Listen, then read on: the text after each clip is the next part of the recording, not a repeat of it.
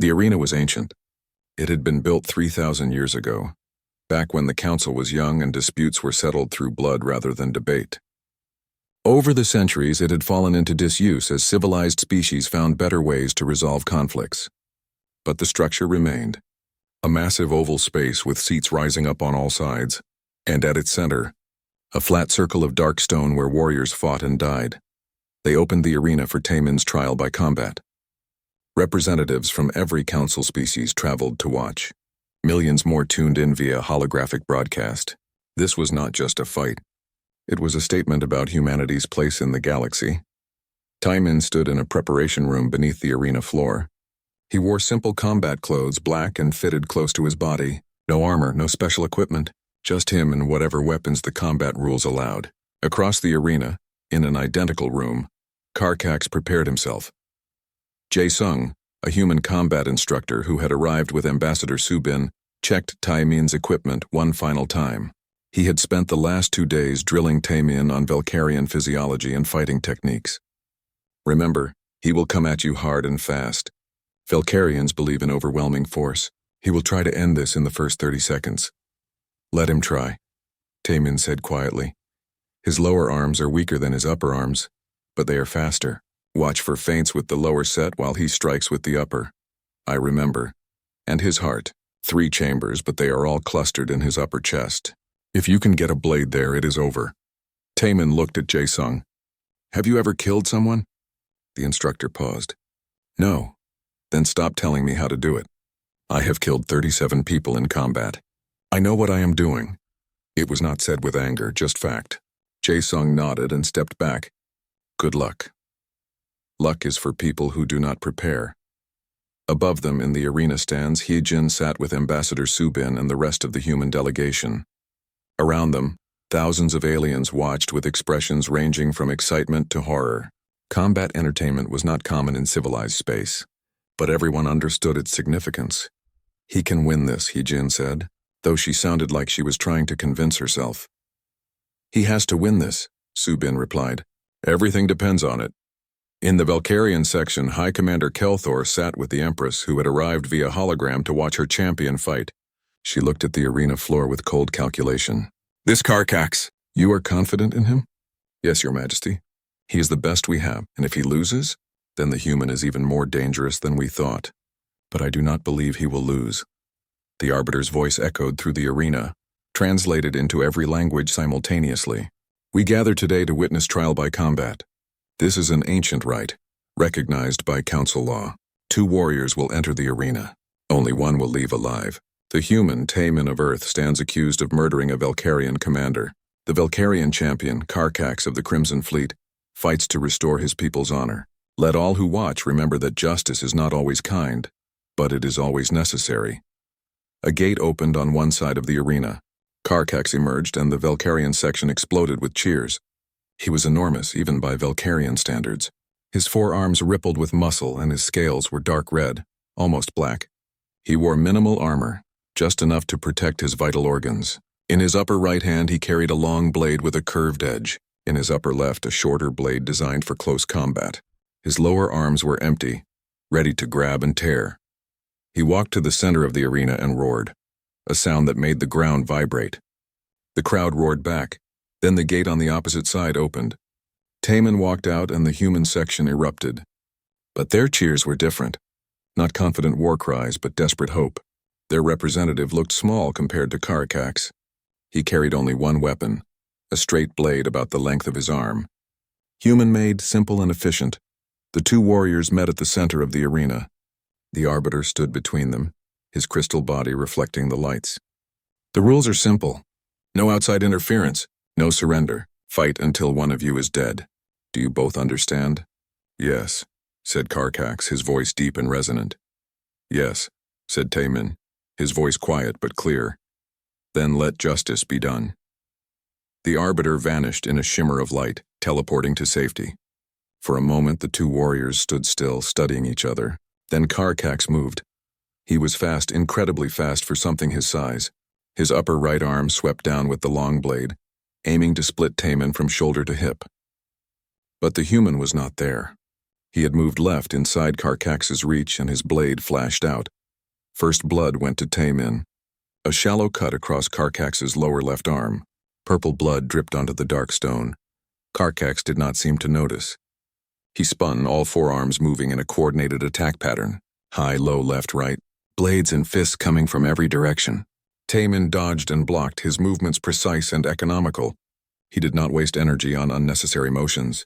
The crowd watched in stunned silence. They had expected the human to be overwhelmed immediately. Instead, he was holding his own, actually making the champion work for every strike. Karkax changed tactics.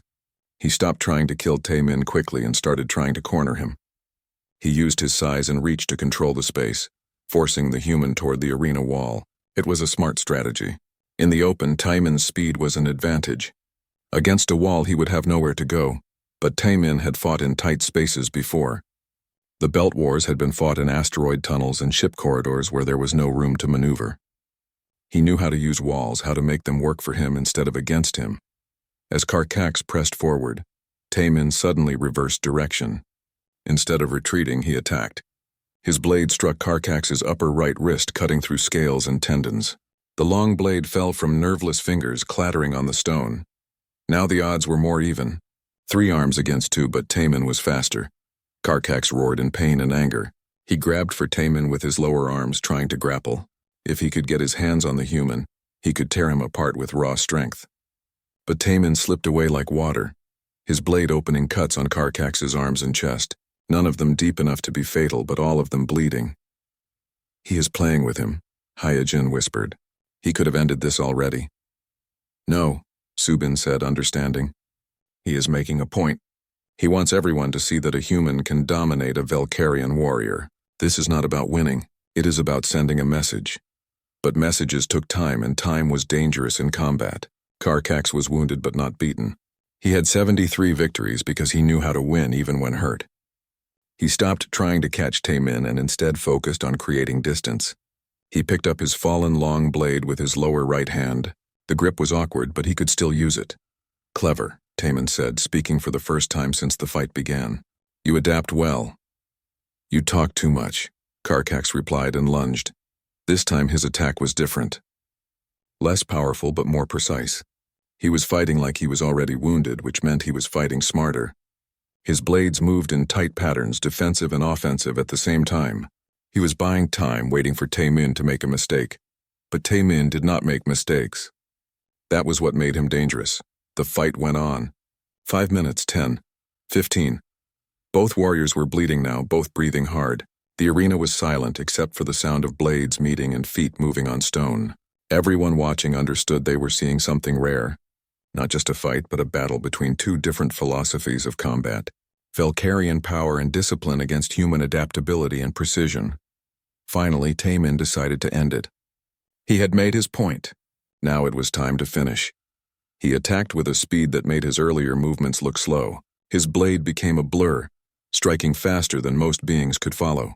Karkax tried to defend, but he was tired and wounded and bleeding from a dozen cuts. His blocks came a fraction of a second too slow. Taemin's blade found the gap between Karkax's ribs. It slid in smoothly, cutting through scales and muscle, finding the 3-chambered heart that Jaesung had told him about. He pushed the blade all the way to the hilt, then twisted. Karkax gasped. His blades fell from his hands. He looked down at Taemin, and for a moment there was no anger in his eyes. "Just respect, you fight well." "For a human," he managed to say. "You fought well too," Taemin replied. "Any warrior would be proud to have you as an opponent." Karkax smiled, purple blood staining his teeth. Perhaps we should have been allies, instead of enemies." "Perhaps," Taemin agreed. Karkax fell to his knees, then onto his side. His breathing stopped. The greatest Valkyrian warrior, undefeated in 73 combats, was dead, killed by a human diplomat in a trial that was supposed to prove humanity was too dangerous for the Council. Instead, Taemin had proven exactly that. And somehow that was exactly what needed to be proven. The arena was silent. Then slowly someone started clapping. It was High Commander Kelthor. He stood in the Valkyrian section and applauded. Others joined him. First the Valkyrians, honoring both their fallen champion and the warrior who defeated him, then other species. Within moments, the entire arena was filled with applause. The Valkyrian battle fleet hung in space like a wall of death. 23 warships, each one capable of destroying a city from orbit. They had taken position around the council station within hours of Vorthax's death, and more arrived every day. High Commander Kelthor commanded from his flagship, a massive vessel called the Crimson Fang. Inside the ship, Kelthor stood before a hologram of the Valkyrian throne world. On the display, Empress Thilvara herself looked down at him with cold eyes. She was ancient by Valkyrian standards, over 200 years old, and she had ruled for 80 of those years with an iron grip. "Explain to me, High Commander, why one of my officers is dead and you are negotiating with his killer instead of executing him." Kelthor chose his words carefully.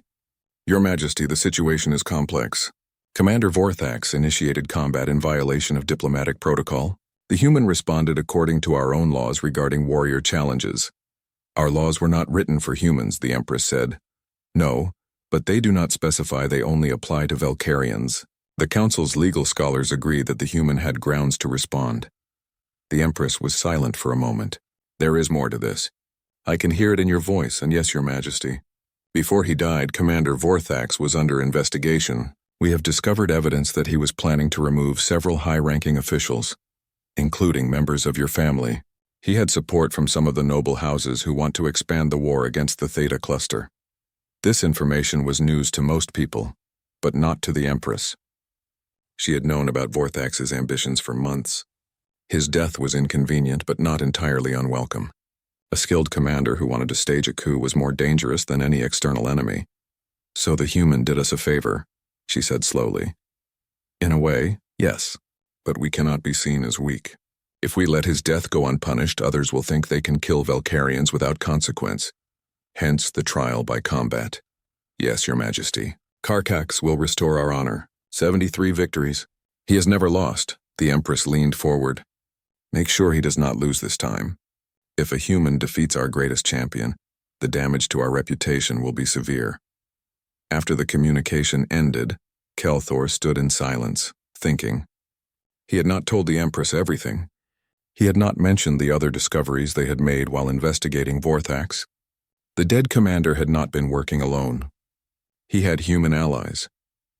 On Earth, in a secret facility beneath the Australian desert, a group of people gathered around a table. They wore no uniforms and carried no identification. Officially, they did not exist. They called themselves the Isolation Front, and they believed that humanity should never have left Earth's solar system. Their leader was a man named Kyung-Soo, a former military strategist who had opposed the FTL program from the beginning. He looked at the faces around the table, all of them powerful people with access to government resources. "Vorthax's death ruins everything," he said. "He was supposed to lead the opposition to human membership. Without him, the Council might actually accept us. The trial by combat could still work in our favor," said a woman named Cha, who controlled several major media networks. "If this Karkax defeats Taemin, it will show that humans cannot compete with galactic warriors. Public support for Council membership will collapse. And if Taemin wins?" asked another member. "Then we activate the secondary plan," Kyung-Soo said. "We have agents on the Council station. They can make it look like the Valkyrians assassinated him out of revenge. That will start a war, and Earth will have to withdraw from galactic politics to protect itself." It was a dark plan, but these were people who believed the ends justified the means. They had spent years preparing for this moment, working with aliens who shared their goal of keeping humanity isolated. But they had made one critical mistake. They had assumed no one was watching them. On the Council station, Hee-Jin sat in a secure communication room, staring at data that made her blood run cold. She had been investigating how Vorthax knew so much about human weaknesses, and the trail led back to Earth, back to people who should have been on humanity's side. "How long have you known?" Ambassador Subin asked. She had just arrived after Hee-Jin sent her an urgent message. 48 hours, Hee-Jin replied. "I wanted to be sure before I said anything. But it is real. Vorthax had human collaborators. They fed him information about our military, our psychology, everything. Do we know who? Some of them. The Isolation Front is the core group. They have connections in the military, media, and government. They wanted Vorthax to humiliate us so Earth would reject Council membership. Subin sat down heavily. They got their humiliation, just not the way they expected. Any idea what they are planning now? Nothing good.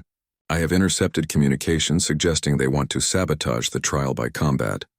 If Taman wins, they may try to kill him and blame it on the Valkyrians. Then we need to tell someone. The Council. The Valkyrian High Command, someone. Heejin shook her head. If we go public with this, it makes Earth look divided and weak. It proves we cannot control our own people. The Council will never accept us, so what do? We stop them ourselves. Quietly. While this conversation was happening, another meeting was taking place in a very different location. In a luxury suite on the Council station, a Valkyrian noble named Duchess Silvara sat across from Jin Wu, a human who worked as Earth's military liaison to the Council. Jin Wu was a veteran like Tai Min, someone who understood violence and its consequences. He also understood politics, which was why he was chosen for this role. He looked at the Duchess with cautious interest. "Why did you want to meet with me?" he asked. Silvara was elegant by Valkyrian standards, with silver markings on her scales that indicated high status. "Because we have a common enemy. Vorthax was planning to overthrow the Empress and seize control of the Empire. I have evidence that proves this." She pushed a data crystal across the table. Jin Wu picked it up carefully. "Why not take this to the Empress yourself?" "Because Vorthax had supporters in the royal court. Some of them will fight to keep his crimes hidden. But if this information comes from an outside source, from humans, it cannot be buried. What do you get out of this? Vorthax's family controls several key territories that I want. With him dead and his treason exposed, those territories will be redistributed. I want to make sure they go to the right people." Jinwoo studied her face. "You are using us, yes, and you are using me. That is how politics works." She leaned forward. "But there is more. I have information about humans who are working with Vorthax. Traitors to your own species. You want those names, do you not?" Jinwoo's expression hardened. "Yes. Then we have a deal." The next day, Jinwoo presented the evidence to Ambassador Subin. Together, they reviewed files that showed the full extent of the conspiracy. Vorthax had been coordinating with the Isolation Front for over a year. They had provided him with psychological profiles of human diplomats, details about Earth's military capabilities, and strategic advice on how to provoke humans into violent responses.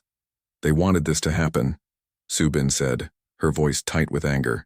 They wanted Taman to kill Vorthax. It makes us look like savages.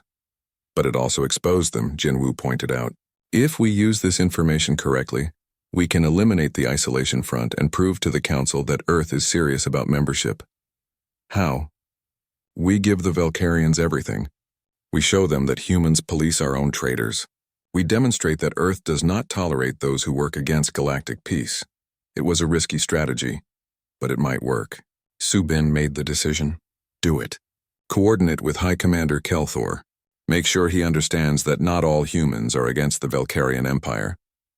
That evening, in a secret meeting aboard the Crimson Fang, Jin Wu presented the evidence to Kelthor. The Valkyrian commander studied the data in silence, his expression growing darker with each revelation. These humans betrayed their own species to help Vorthax? Yes, they believed keeping Earth isolated was worth any price. What will you do with them? Arrest them, try them. Sentence them according to Earth law. We want the galaxy to see that we take treason seriously. Kelthor nodded slowly. This changes things. The Empress will want to see this information. That is why I brought it to you. We want transparency. We want the Valkyrian Empire to know that Earth is not their enemy. But you are dangerous, Kelthor said. That has not changed. Yes, Jinwoo agreed. We are dangerous. But we would rather be your dangerous allies than your dangerous enemies. For the first time since arriving at the station, Kelthor smiled. It was not a warm smile, but it was genuine. The trial by combat will still happen. Karkax must fight to restore our honor. But regardless of the outcome, I will recommend to the Empress that we support Earth's petition for Council membership. Even if Taemin wins? Especially if he wins. A warrior who can defeat Karkax is someone I want fighting beside me, not against me.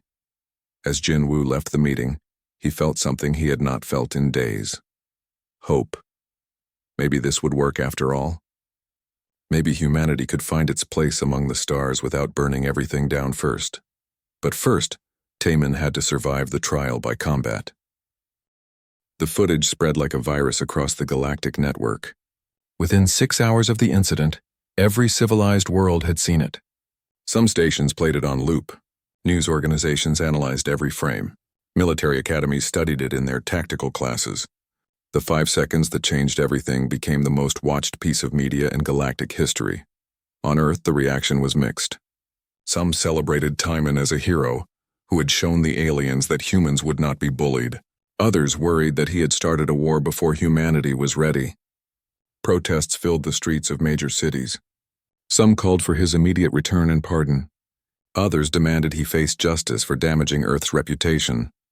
The government issued a careful statement. We are reviewing the incident and working with council authorities to understand what happened. Earth remains committed to peaceful relations with all species. It was the kind of statement that said nothing while appearing to say something. Politicians were good at that. Ambassador Subin arrived at the council station exactly 43 hours after the incident. She came on a military transport escorted by 2 destroyers. It was a show of force that was not lost on anyone watching. The Valkyrian fleet that surrounded the station now numbered 23 ships, but they made no move to intercept the human vessels.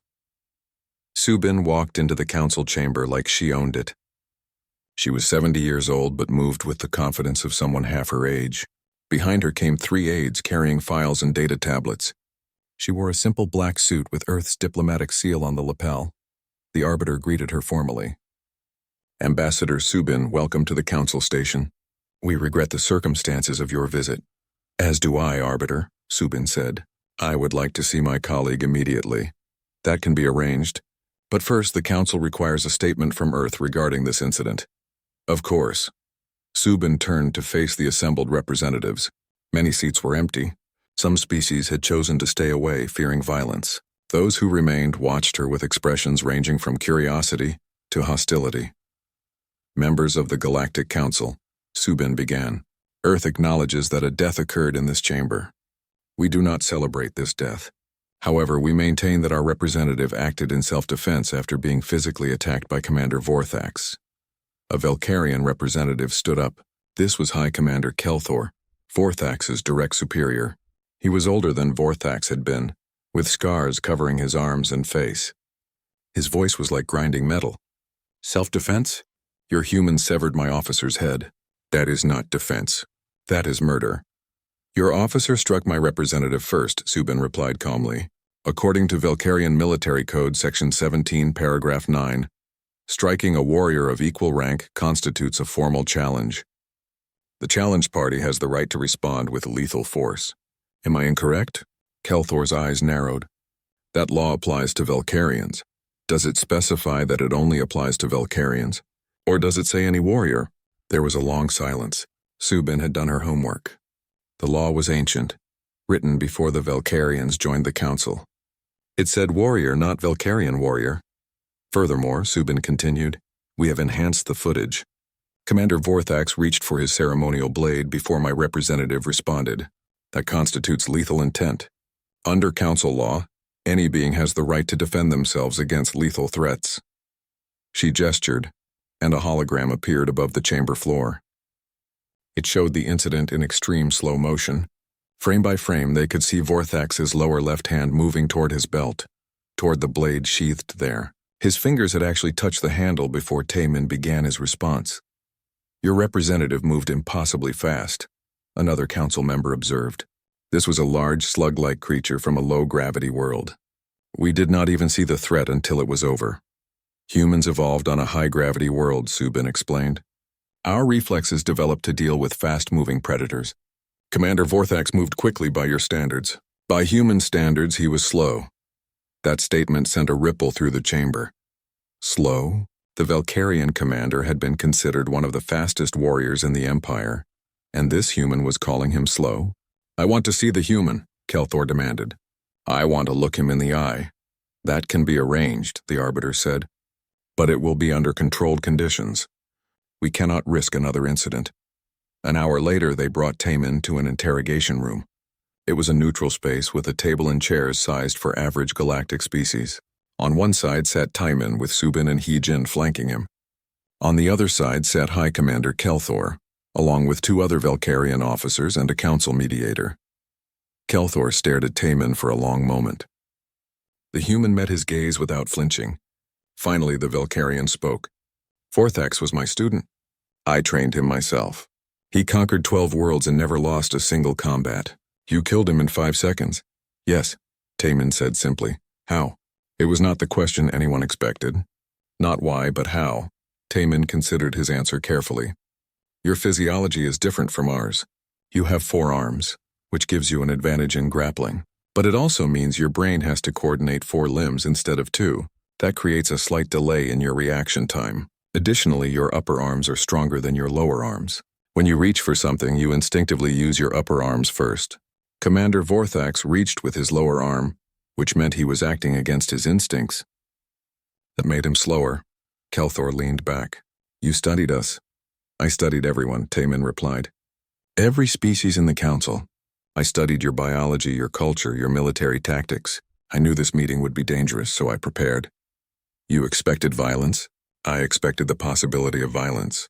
Humans have a saying, hope for the best, prepare for the worst. One of the other Valkyrian officers spoke up. You broke 3 of his manipulator appendages in less than a second. How did you know where to strike? I learned Valkyrian anatomy. Your joints have a weakness at the second articulation. Apply pressure there, and the bone breaks cleanly. The officer looked at his own arms with new awareness. You are a dangerous creature. I am a human, Taemin said. We are all dangerous when we need to be. Kelthor stood up slowly. I came here expecting to hate you, to demand your execution, but you are a warrior. You studied your enemy. You prepared for battle. You responded to a challenge with overwhelming force. These are things I understand, he turned to the mediator. I withdraw the Valkyrian Empire's demand for execution. However, we cannot let this go unpunished. This human killed a high-ranking officer of our fleet. There must be consequences. What do you propose? The mediator asked. Trial by combat, Kelthor said. It is an ancient tradition, but it is still valid under council law. One of our champions will fight this human. If he wins, he goes free and Earth's petition for membership moves forward. If he loses, he will be executed according to Valkyrian tradition. Subin started to object, but Taemin raised his hand. I accept. Taemin, no, Hyejin said urgently. You do not have to do this. Yes, I do, he replied.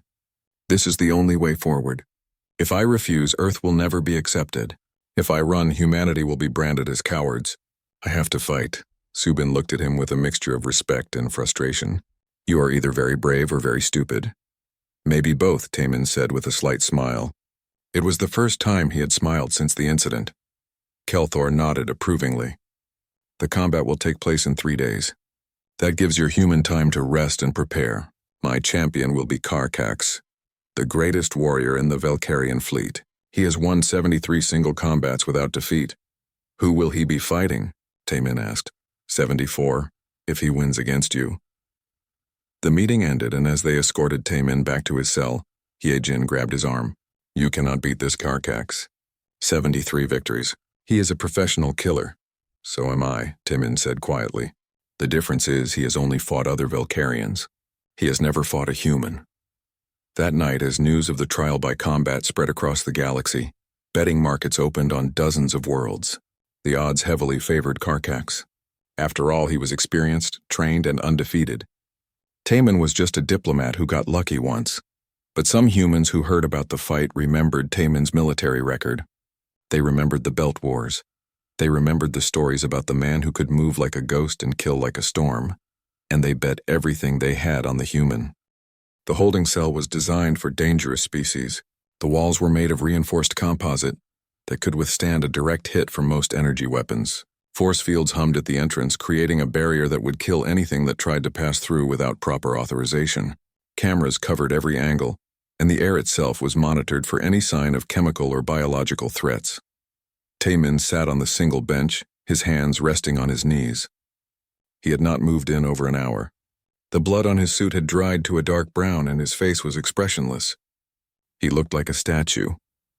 Outside the cell, Hyejin argued with 3 different security officers. Each one represented a different species, and none of them wanted to take responsibility for what happened next.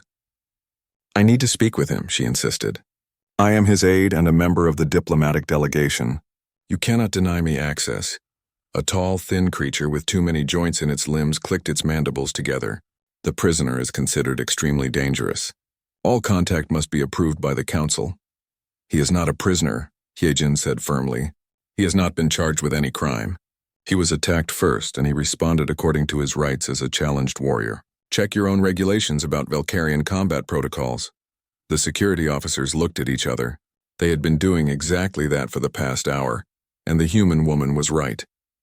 According to Valkyrian military law, striking another warrior of equal or higher rank was a formal challenge. The challenged party had the right to respond with lethal force. But that law was meant for Valkyrians fighting other Valkyrians, not for humans fighting Valkyrians. The situation is being reviewed, one officer said finally. Wait here. As they walked away, Hyejin pressed her hand against the force field, careful not to touch it directly. Inside, Taemin looked up and met her eyes. She could see the weight of what he had done settling on him now that the adrenaline had faded. On the other side of the station, in the human delegation's quarters, chaos reigned.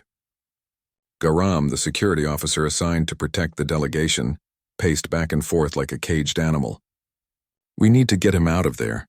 If the Valkyrians send a kill team, that cell will not stop them. We are not starting a war, said Bomi, the delegation's second aide. She was younger than the others, barely 25, and her hands shook as she reviewed legal documents on her tablet. There must be precedent for this. Beings fight in the council chambers. It has to have happened before. Not like this, Garam said. Not with a human. They are already afraid of us, and now Taemin just proved all their fears right. He proved that we cannot be pushed around, Bomi countered. Vorthax tried to humiliate us in front of the entire galaxy. He thought humans would accept it because we are new. He was wrong. A message alert chimed and everyone froze. Garam opened the communication. A hologram appeared showing an elderly woman with white hair pulled back in a tight bun. She wore the formal uniform of Earth's diplomatic corps, with 5 stars on her collar. Ambassador Subin, Garam said, standing straighter. We were expecting your call. Subin's face was carved from stone. She had spent 40 years in Earth's military before retiring to become the government's chief legal representative for alien relations. Nothing surprised her anymore, but this came close. I am looking at footage of our delegation's first council appearance. Would someone like to explain how we went from requesting membership to committing murder in under an hour? It was not murder, Bomi said quickly. Commander Vorthax struck Taemin first. Under Valkyrian law, that constitutes a formal challenge. Taemin responded within his legal rights.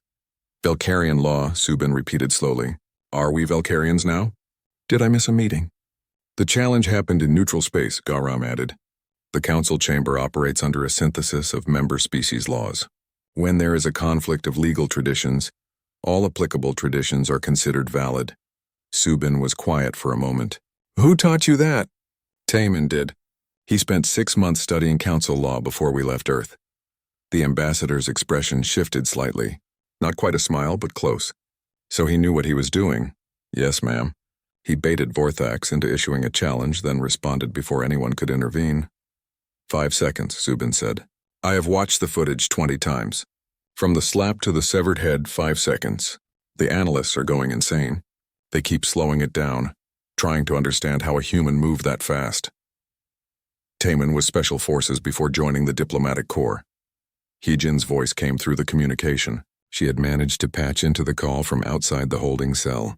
He served in the orbital drop teams, 3 tours in the Belt Wars. He has more confirmed kills than anyone else in his unit. And we sent him as our ambassador, Subin said. Someone remind me why that seemed like a good idea? Because we wanted the council to understand that humans are not weak, Bomi said. We wanted them to see strength and intelligence combined. Taemin is both. Well, they certainly saw the strength part. Subin's hologram flickered as she moved. I am boarding a ship now. I will be there in 2 days. Until then, no one speaks to the press. No one makes statements. No one apologizes. Understood? What about the Valkyrians? Garam asked. Their fleet is already moving into position around the station. They have 15 warships out there now. Let them position, Subin said. They are not going to start a war over this. Vorthax was not popular with his own people. I am already hearing rumors that several Velkarian noble houses are celebrating his death. The hologram disappeared, leaving the team in silence. After a moment, Bomi laughed. It was a slightly hysterical sound. We are in so much trouble. Maybe, Garam said. Or maybe we just showed the galaxy that humans do not back down. In the council chamber, the emergency session had begun. The Arbiter stood at the center, his crystal body now glowing with a soft blue light. Around him, representatives argued in dozens of languages, all translated simultaneously into a chaotic noise. "This is an outrage," shouted a Velkarian representative, a female commander named Silvera. "A member of the council was murdered in cold blood. The human must be executed immediately." The human responded to a challenge, countered a small furred creature from a world called Theta Prime. "Your commander initiated physical combat. What did you expect would happen?" "We expected civilized behavior," Silvera said. "Not barbaric violence." "Your definition of civilized is interesting," the Theta Prime representative continued. "The Velkarian Empire has killed billions in your wars of expansion. But one human kills one Velkarian in self-defense and you call it barbaric." The argument escalated. Species were choosing sides. Some supported the humans, seeing them as potentially valuable allies. Others feared them, viewing the killing as proof that Deathworlders were too dangerous to allow into council space. The Arbiter raised his arms, and the chamber fell silent. "We will review all available evidence. The human's fate will be decided by council law, not by anger or fear. Until then, he remains in protective custody." "Protective custody?" Silvera asked. "You mean house arrest?" "I mean protected," the Arbiter said. "There are already whispers of assassination attempts. If the human dies before trial, we will never know the truth. And this council runs on truth, not vengeance." Back in the holding cell, Taemin finally spoke. He knew the cameras were recording everything, but he did not care. His voice was quiet but clear. "I did what had to be done. Vorthax was testing us. If I had backed down, humans would be seen as weak forever. Every species in the council would think they could push us around. I could not let that happen." He paused, looking directly at the camera. "I am sorry for the trouble this causes. I am sorry for the diplomatic crisis. But I am not sorry for defending my species and my world. If that makes me a criminal, so be it." The footage of that statement would be played 1 billion times across the galaxy over the next few days. Some species saw it as proof of human arrogance. Others saw it as the statement of a warrior who understood duty. But everyone agreed on one thing. Humanity had announced its presence in the galaxy. And that announcement had been written in purple blood on the white floor of the council chamber. The station hung in space like a massive jewel, reflecting the light of 3 distant stars. Inside the Grand Council chamber, representatives from 47 different species watched as the humans entered. Taemin walked with steady steps, his dark suit a stark contrast to the colorful robes and armor worn by the aliens around him. Behind him, Heejin carried a data tablet, her expression calm but alert. They had traveled 3 months to reach this place. Earth had discovered faster-than-light travel only 2 years ago. And the moment their first test ship broke through into what they thought was empty space, alarms went off across half the galaxy. The Galactic Council had been watching Earth for centuries, waiting to see if the humans would destroy themselves before reaching the stars. Now Earth wanted a seat at the table, and not everyone was happy about it. The chamber was enormous. The ceiling stretched up so high that clouds actually formed near the top. Seats were arranged in a massive circle, each one designed for a different species. Some floated on anti-gravity platforms, others sat in pools of liquid. A few hung from the ceiling. At the center stood the Arbiter, an ancient creature that looked like a mantis made of crystal. His voice echoed through translation devices that everyone wore. "The Council recognizes the delegation from Earth," the Arbiter said. "You may present your petition." Taemin stepped forward. He had practiced this speech 100 times. "Honorable Council members, we come seeking membership as an independent world. We have achieved faster-than-light travel. We have established peaceful contact protocols. We wish to trade, learn, and contribute to galactic civilization." A murmur ran through the chamber. Some species whispered to each other. Others sat in silence. Then a figure stood up from one of the higher platforms. He was tall, with 4 arms and skin that shimmered like oil on water. His head was crowned with sharp ridges and his eyes glowed a deep purple. This was Commander Vorthax of the Valkyrian Empire. The Valkyrian's object, Vorthax announced, his voice booming. These creatures come from a death world. Their planet should never have produced sentient life. It is a place of violence and suffering. Taemin kept his face neutral. They had expected opposition, but not this quickly. Yijin touched his arm gently, a reminder to stay calm. Vorthax continued, his forearms gesturing dramatically. Look at their history. Thousands of years of war. They have weapons designed to kill their own kind. They eat the flesh of other creatures. They evolve by hunting and killing everything around them. These are not civilized beings. They are predators. Other council members shifted uncomfortably. Some nodded in agreement. The Valkyrian Empire was powerful and many species feared opposing them. Our history has challenges, Taemin admitted.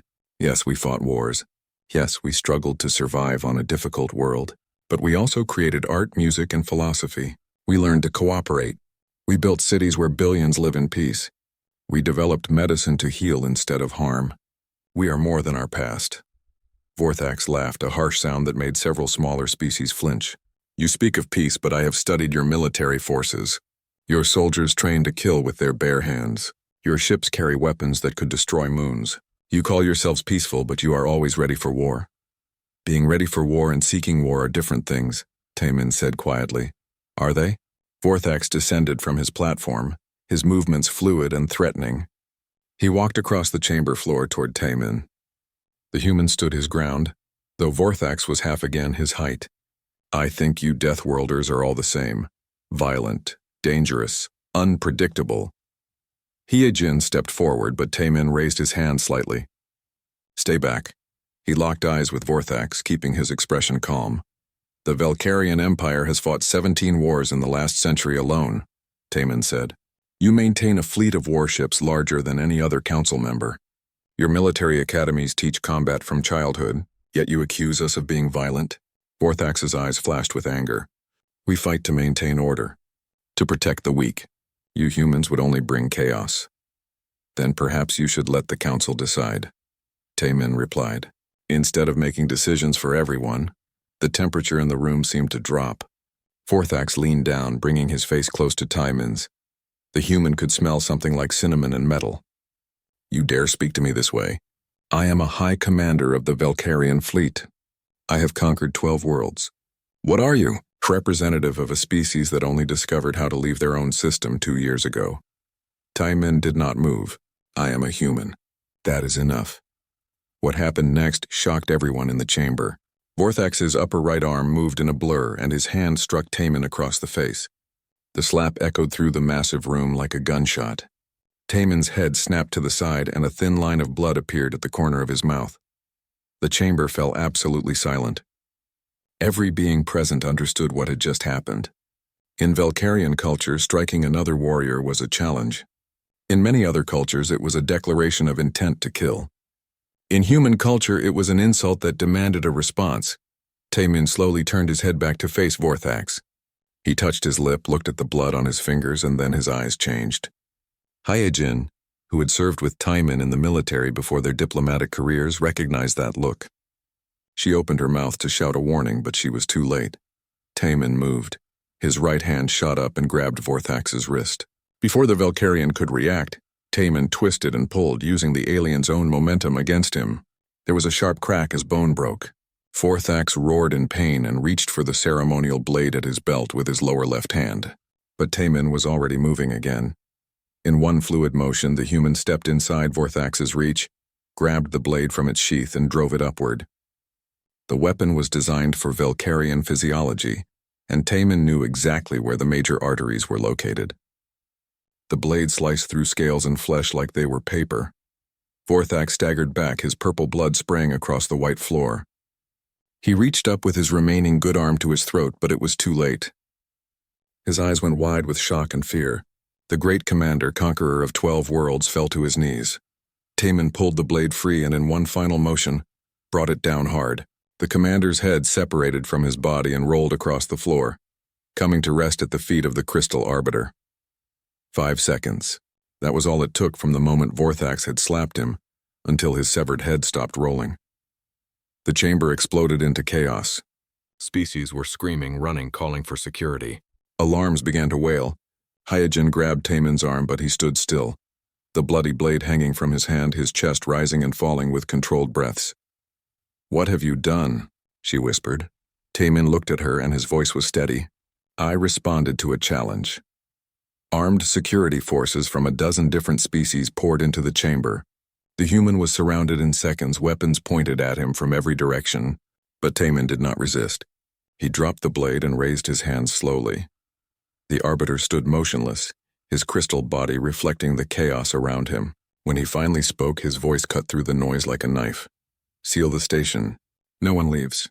We are now in a state of diplomatic crisis. The human delegation is confined to quarters under armed guard. Emergency session begins in 1 hour." As security led Taemin away, he looked back once at Vorthax's body. The Valkyrian's purple blood was spreading across the white floor like spilled wine. Earth's petition for council membership had just become a lot more complicated.